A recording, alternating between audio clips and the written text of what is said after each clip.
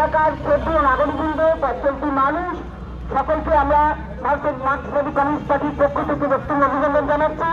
আপনারা জানেন যে আজকে সর্বত্র আমাদের প্রতিবাদ দিবস।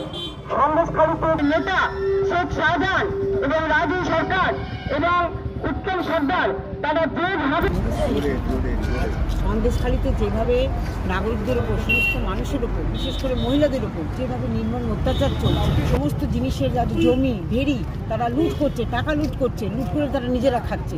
আজকে যে শেখ শাহজাহান, যাদের তৃণমূলের নেতা, এবং রাজু সর্দার, উত্তম সর্দার এবং এরা মিলে তারা যাচ্ছে তাই কান্না আরম্ভ করছে। প্রতিবাদ প্রত্যেক মানুষ তারা বলেছে, আজকে মহিলারা নেমে এসেছে বলে। আমরা 2003 থেকে 2009 ছিলাম, আমরা তো এই ধরনের জিনিস আমরা দেখি।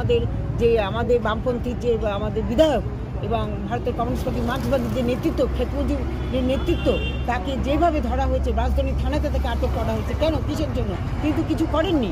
তো আমরা বলতে চাই এই ধরনের জিনিস আমরা মানব না। কি নাম আপনার? শিবানী চক্রবর্তী, আপনি এরিয়া কমিটির সদস্য।